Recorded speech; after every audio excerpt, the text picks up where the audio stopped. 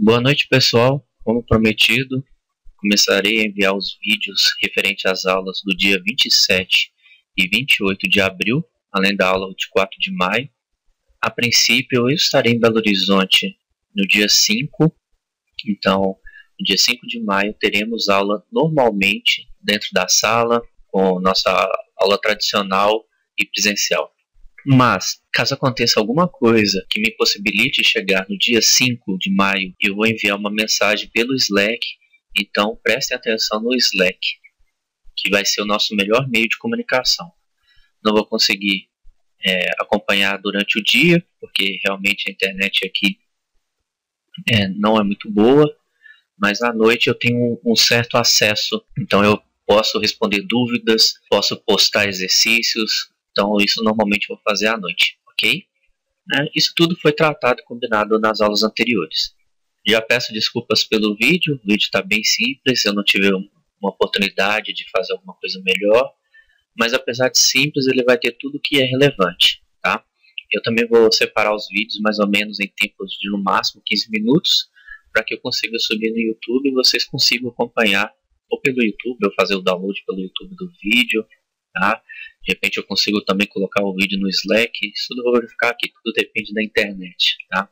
Então vamos começar, né? Vamos entrar agora na parte final da disciplina, nós vamos trabalhar com otimização, tá?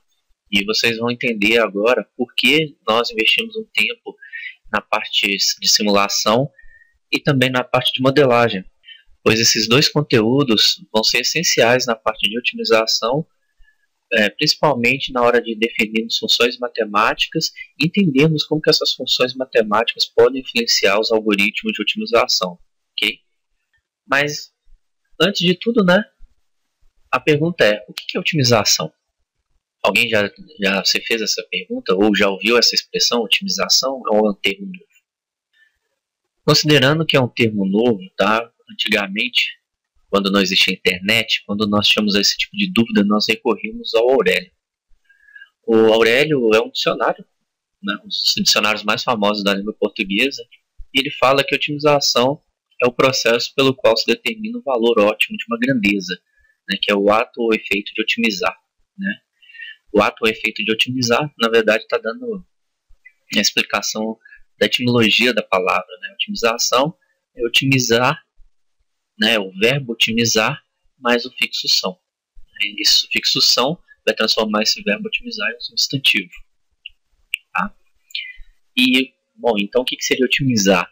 De novo, se você procurar a etimologia da palavra otimizar, você vai ver que é ótimo mais o sufixo izar. O que significa o sufixo izar nesse contexto? Ele pega um substantivo e transforma num verbo de ação. Então, otimizar, né, é buscar o ótimo, né, gerar o ótimo. Tá? Então, nós temos um substantivo, colocamos um sufixo, transformamos um verbo, e não contentes com isso, nós pegamos o verbo, colocamos um outro sufixo nele e transformamos ele em um substantivo de novo. Maluquices da língua portuguesa. Mas, mesmo assim, isso não diz tudo, né? Falar, ok, tornar ótimo, mas como tornar ótimo, né? Aí já entrando na era moderna, né? Na era de vocês, jovens, tá? Se a gente olhar no Wikipedia, né? O que o Wikipedia fala sobre otimização? Otimização refere-se ao estudo de problemas em que se busca minimizar ou maximizar uma função através da escolha sistemática dos valores de variáveis reais ou inteiros dentro de um conjunto viável.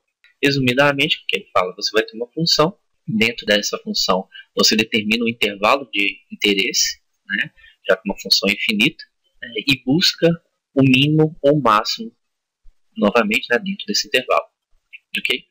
Então é isso. Otimização é você buscar o máximo ou o mínimo de uma função dentro de um intervalo de interesse. Essa é, vamos dizer assim, uma definição mais matemática. Mas ainda assim ainda fica muito vago, né? Então vamos tentar colocar isso numa prática do nosso dia a dia, uma coisa que todo mundo faz, para ver se vocês entendem para o que serve a otimização, né? O que seria otimização. Então vamos usar como exemplo o GPS. Eu acho que todos já usaram ou usam algum tipo de aplicativo ou algum aparelho, né, que tem essa função de buscar um caminho para você percorrer, né? E se vocês tiverem um pouco mais de curiosidade, né, se vocês entrarem nesses aplicativos, nesses softwares, eles vão ter uma opção de navegação. E eles normalmente perguntam qual caminho que você prefere, mais rápido ou mais curto, tá?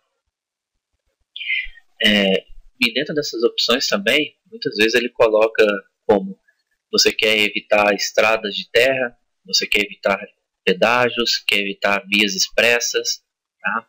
Então, isso são tudo opções que estão nas configurações de navegação do seu GPS. Se você ainda não viu isso, tenta olhar nas opções aí do GPS do seu celular, tá? Você vai encontrar essas coisas lá. Mas o que é isso? Na verdade, se você pensar bem, existem infinitos caminhos para você chegar num determinado lugar, né? Você vai sair do seu ponto de partida até o seu ponto de chegada. Então você precisa definir que tipo de caminho você quer fazer.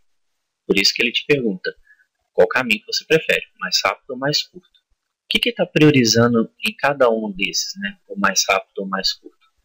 No mais rápido, ele está priorizando tempo. Quanto de tempo você quer gastar? Né?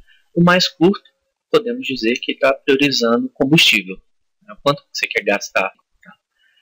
E aí fica a pergunta, o que vocês preferem? O caminho mais rápido ou mais curto? Eu, particularmente, prefiro o caminho mais rápido. Apesar do preço da gasolina estar caríssimo, né? Eu ainda acho que o tempo é uma riqueza que nós temos, que ela é escassa. E ela é igual para todos, né? Todo mundo tem o mesmo tempo. E eu acho que ele é muito escasso para ficar sendo desperdiçado em trânsito. E é interessante que essa pergunta do GPS, né, me lembra uma frase que o pessoal de otimização usa muito, né? É uma frase em latim que fala: "De duobus malis minus et seper elegendum". Gastando todo o meu latim, que eu não tenho nenhum, né, traduzindo essa frase, né, seria alguma coisa como: de dois males sempre procuro o menor deles. Tá? Essa frase estava escrita em umas banheiras termais de Roma e estava fazendo referência a uma escolha de dois tenentes aspirantes a serem comandantes das tropas romanas. Tá? E, bom, é fato que ela reflete a mesma pergunta do seu GPS. Né? De qualquer forma, você vai ter que gastar ou tempo ou vai ter que gastar combustível. Né? Então, você vai ter que fazer uma escolha de qual desses é o menos pior para você, porque o bom seria ter teletransporte, em que você não gastaria nem tempo e nem combustível. Mas isso não existe. Ou você vai ter que gastar tempo, ou você vai ter que gastar combustível. Então, pessoal, a pergunta que fica agora é: por que os engenheiros seriam interessados em otimização? Né? Por que otimização está dentro da engenharia? Uma pergunta um tanto óbvia, né? Na verdade, tudo que o engenheiro vai fazer está dentro de otimização. Ou melhor, o engenheiro sempre está buscando otimizar alguma coisa, independente da área que ele se encontra. Se ele está em projetos, ele pode até ter um benchmark de um projeto, mas com certeza aquele projeto pode ser melhorado. Então, a questão da tubulação, da utilização de uma energia, tá? De como que um processo pode ser realizado. Você pode projetar fábricas, né? Unidades industriais que vão ter uma melhor performance do que a melhor fábrica que existe hoje. Se você está dentro de uma planta que já existe, né, se você é um engenheiro de processo, chama de fábrica, assim, você vai receber sempre essa pressão de melhorar o seu processo. Né? Então, sempre vão pedir para você reduzir o consumo de água, porque está faltando água no Brasil, então você vai ter que economizar água ou economizar energia, porque está faltando energia. E se você gastar qualquer um desses dois insumos, você vai pagar caro por isso. Você então precisa procurar formas de você otimizar esse processo para gastar menos água, ou gastar menos energia, ou produzir mais, ou gastar menos matéria-prima, etc. E mesmo se o engenheiro estiver numa área de decisão gerencial, né, você tem que olhar de uma forma ampla, né, uma forma sistêmica do seu processo para você buscar quais são os melhores investimentos a serem feitos, né, onde que devem ser feitos na sua planta, para que você consiga ter uma melhor performance dela.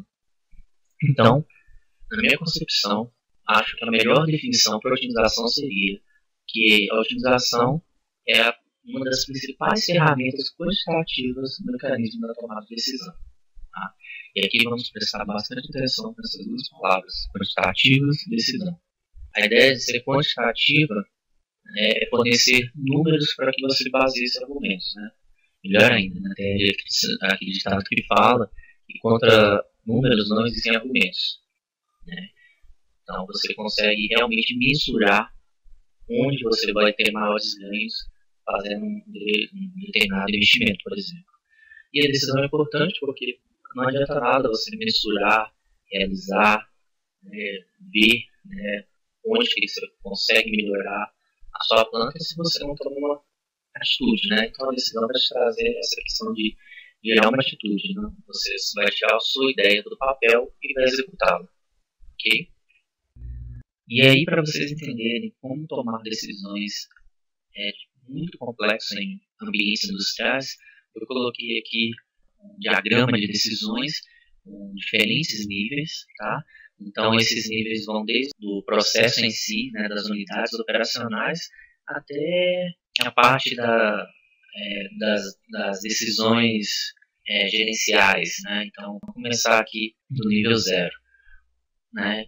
Então, o processo, ele informa para você através dos sensores, né, ou seja, dos medidores de temperatura e pressão, os dados no qual você pode observá-los e fazer a otimização desse processo. Mas, para eu fazer a otimização desse processo, eu tenho que ficar atento aos dados do laboratório. O que são os dados do laboratório? Eles representam a necessidade do cliente, né, a qualidade que o cliente quer que você tenha no produto que você está fazendo, tá? Os modelos de processo, que eles vão representar as restrições, né, do seu processo. O que seriam representar as restrições? O seu processo, ele não é mágico, ele não pode fazer tudo possível. Ele é capaz de fazer determinadas coisas. E essas determinadas coisas você consegue descobrir através dos modelos de processo, tá? Existem também as restrições da unidade, tá? Então, vamos supor, você, como um exemplo assim, plural, você está lá fazendo uma análise de como vou otimizar o alto forno, ok? Ok. Mas para você otimizar esse alto forno, significa que ele vai ter consequências a sua jusante e a sua montante. Ou seja, o que vai acontecer quando eu melhorar esse forno? Como que ele vai impactar os processos que estão ocorrendo após ele? Esses processos, eles têm capacidade de absorver essa melhoria, que pode ser, por exemplo, aumento de produção, ou um consumo menor de energia, tá? Então, enfim, a sua planta, como um todo, né, de uma forma, se você olhar de uma forma de sinergia, ela também te impõe restrições, ok? Você pode olhar de uma forma um pouco mais alta, né, num nível de decisão 3 aqui, a gente está falando de uma análise mais sistêmica, né? Então você não está olhando só para o forno, você está olhando, por exemplo, toda a planta siderúrgica integrada do caso aqui, tá? E vendo como que essa planta ela suporta ou não, né, essas melhorias, tá? Novamente, essas melhorias vão estar se adaptando aos termos de qualidade que são pedidos pelo cliente. Tá? Existe uma agenda de produção que a sua área comercial negociou, né? Então ela vendeu o seu produto, então você tem que cumprir uma agenda de produção, senão você vai pagar multa, você não vai conseguir entregar, você vai perder cliente. Né? E também tem até a agenda de manutenção, afinal, a planta ela precisa receber reparos, né? As máquinas ela precisam receber manutenção. Enfim, não vou prolongar a discussão dessa árvore de decisões, mas é interessante para você ver que mesmo uma decisão na área comercial, que seria, vamos dizer assim, o topo da sua pirâmide, ela é altamente dependente do seu processo. Né? Ela não consegue pedir nada mais que o seu processo não consiga dar. Né? Da mesma forma, o seu processo está restrito ao que a sua área comercial pede. Né? Não adianta você tomar uma decisão de que você consegue uma melhoria na planta reduzindo a sua produção, se essa redução de produção vai afetar a sua agenda de produção, você não vai conseguir entregar o seu produto final para a área comercial que ele já vendeu.